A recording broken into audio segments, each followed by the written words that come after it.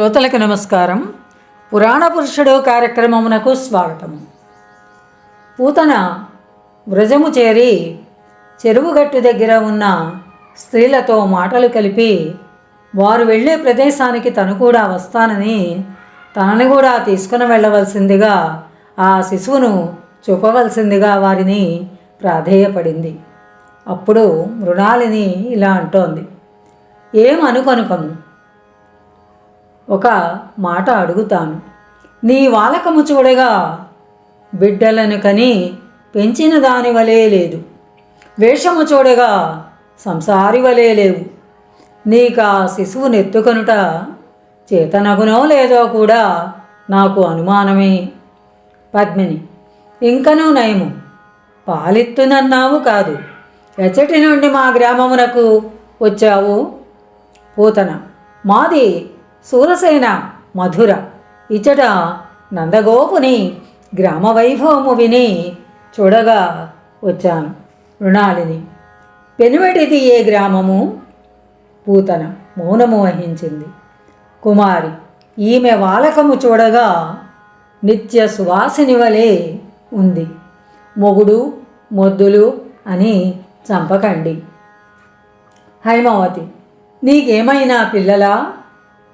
పద్మిని, నోరు మూయము. 10 మంది త్రొక్కిన దారిలో గడ్డి మొలుస్తుందా? పూతన, మీ గ్రామవాసులలో నాగరికత లేదు, మోటుగా సూటిగా పలుకుతున్నారు. ఎదుటి వారి మనస్సు నొచ్చుకుంటుందని కూడా మీరు ఆలోచించట్లేదు. ఇంతలో అందరూ నందుని ముంగిలి చేరారు. ఆ ప్రాంగణమున సాయం సంధ్యయందు ముత్తైదువులందరూ చేరి ఒకరి చేతులలో నుండి ఇంకొకరు పిల్లవానిని అందుకొనుచు మొగము చూచి నవ్వించుచున్నారు. అతడు ఒక్కొక్కరి కన్నులలోనికే చూచుచూ చిరునవ్వులు మొదలు కలహాసముల వరకును గిల్కరించుచున్నాడు. పూతన ప్రాంగణ ద్వారమును ప్రవేశించినంతలో నవ్వుచున్న శిశువు కెవ్వున కేకపెట్టి ఏడ్చాడు. అందరూ పూతన వైపు వింతగా చూశారు. మంత్రసాని కోకిలమ్మ పిల్లవాని నెత్తుకొని ఇలా అంది, ఎవరి కళ్ళే ఇవి? పాపిష్టి గ్రుడ్లు మాడిపోనుగాక. ఎవరి చూపు పడి వీడు ఇలా ఏడుస్తున్నాడో తెలియదు. పూతన సూటిగా వచ్చి బాలునికై చేయి చాచింది. చిలకమ్మ, ఓయబ్బో, ఏమాపేక్ష, అటుపోయి కాళ్ళు కడుక్కొని వచ్చి ఎత్తుకోవే పెద్దమ్మవారా. పూతన కుండలో నీరు ఉంచుకొని పాద ప్రక్షాళనము చేసుకుంటూ లోపలకు వచ్చి పిల్లవాడు ఆమెను చూచినంతేనే గిల్లినట్లు కెవ్వుమని కేకపెట్టి రుక్కపట్టి ఏడ్చాడు. ఆకలిగా ఉన్నదని యశోద చేరి అందరూ కూడా బాలుని ఆమెకు ఇచ్చారు. ఆమె చేతులలో నిలువలేదు. రోహిణి ఎత్తుకొంది, ఆమె చేతులలో నిలువలేదు. పూతన చేతులు చాపింది. బాలుడు ఏడుపు మారాడు. పూతన ఎత్తుకొనగా కిలకిలా నవ్వి కేరింతలు కొట్టాడు. మృణాలిని ఎగతాళిగా ఇలా అంది, ఇంకేమి, బాలునకు నీవు నచ్చావు కాబోలు. మొగుడు పిల్లలు లేకున్నను పాలిమ్ము చూచెదను. పూతన, ఎందులకమ్మా అలా ఆడిపోసుకుంటున్నారు? నా బాధ మీకేమీ తెలియను. ఇంతకుముందు బిడ్డలు చనిపోయారు. వీరిని నెత్తుకున్న స్పర్శలో ఎక్కడెక్కడి పూర్వస్మృతులు గుర్తునకు వస్తున్నాయి. వారందరూ పూతన స్తన్యము చేపుట గమనించారు. ఏమనలేక దూరమున నిలబడి చూస్తూ ఉండిపోయారు. ఆమె అరుగుపై కూర్చుండి బాలునకు స్తన్యమిచ్చింది. అతడు ఆసక్తితో క్షీరము గ్రోలాడు.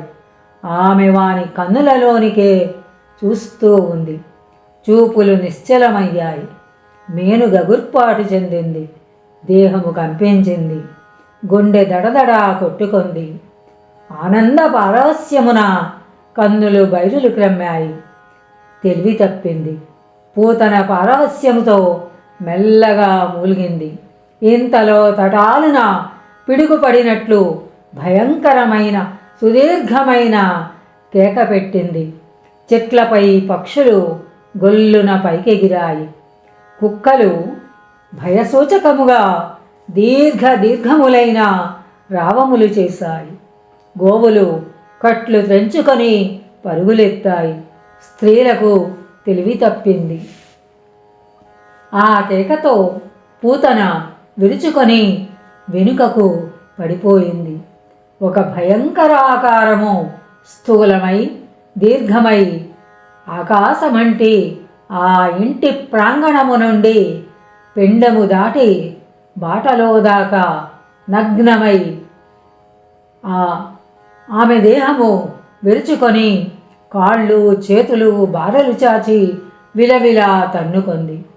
కూరలతో మిడిగుడ్లతో వెలువడిన పెద్ద నాలుకతో, మెడలో పుర్రెల పేరుతో, నడుమున కృష్ణ సర్పపు మొలత్రాటితో క్షణకాలము నగ్న పిశాచ రూపము కనిపించింది. కనిపించుచునే బ్రద్దలైనట్లు మాయమయ్యింది. స్త్రీలకు తెలివి వచ్చి చూసేసరికి ఆ వేశ్య దేహము మిడిగ్రుడ్లతో నోరు తెరుచుకొని కనిపించింది. వెన్ను వెనుకకు విల్లువలే వంగిపోయి వెల్లకిలా పడి తన్నుకొనుచు రక్తము గ్రక్కింది. దేహము గాలి ఊదిన బంతివలే ఉబ్బి బిర్రబిగిసింది. కోకిలమ్మ తటాలున బాలుని ఆమె వక్షస్థలము నుండి ఎత్తి చేతులలోనికి తీసుకుంది. బాలుడు కిలకిలా నవ్వుతున్నాడు. అయినను గోపకాంతలందరూ భయపడ్డారు. బాలకునికి కాత్యాయనీదేవి పూజామందిరము కడుకు తీసుకొని పోయారు. విభూతి పెట్టి దృష్టి తీశారు. గర్గులకు కబురు పంపారు. వారు వచ్చి రక్ష కట్టారు. పూతన కేక ఎచ్చటెచ్చటనో తిరుగుచున్న నందగోపుడు అతని పరివారము కర్రలతో పరుగులెత్తుకొని ఆ కేక విని వచ్చారు. చనిపోయిన స్త్రీ దేహము చూసి క్షణకాలములోపున ఆశ్చర్యము, భయము, ఏహ్యభావము పొందారు. గర్గులు ఇలా అన్నారు: పూతనయను బాలఘాతిని ఈమెను ఆవేశించి ఇంత పని చేసింది. ముండకౌశికుడు ప్రాణప్రతిష్ఠ చేసిన పిశాచి తప్పించుకొనలేక అష్టదిగ్బంధనముతో ఉక్కిరి బిక్కిరి అగుతోంది. దానికి బాలుని స్పర్శతో విమోచనము కలిగింది. ఈమె దేహమును మీరు గౌరవించండి. బాలునకు పాలు ఇచ్చింది కనుక ఈమె అతనికి మాతృస్థానము ఈమెకు లభింపజేశాడు. దహనము ఈ రాత్రి జరుపుటకై కొనిపొండు. నరదేహ దహనము పగటియందును, పిశాచాక్రాంత దేహమును రాత్రియందును చేయుట మంచిది. గోపకులు ఆమె దేహమును యథావిధిగా గొలిపోయి దుంగల నడుమ నిలిపి దహనము చేశారు. దేహము కాలుచున్న మంటల నుండి మంచి గంధము, కస్తూరి, కర్పూర వాసనలు వెలువడి నలుదెసలా కూడా వ్యాపించాయి. భాద్రపద శుద్ధ షష్ఠి నాటి సూర్యాస్త సమయము. సంధ్యాకాంతులలో రక్తసిక్తాంగని అయి విలవిల తన్నుకొనుచున్న ఒక పిశాచి దేహాన్వర రూపము కంసునకు పశ్చిమాకాశ మేఘమండలమున రేఖామాత్రముగా పొడగట్టింది. పూతన రూపమాసెనని అతడు సందేహించాడు. ఆ రాత్రియే మరల లోయలోని శ్మశాన ప్రదేశమునకు పోయాడు. మద్యముతో మెదిపిన కొండ చిలువ కొవ్వుతో టేకు కర్రల సమిధలతో ఒక హోమము చేశాడు.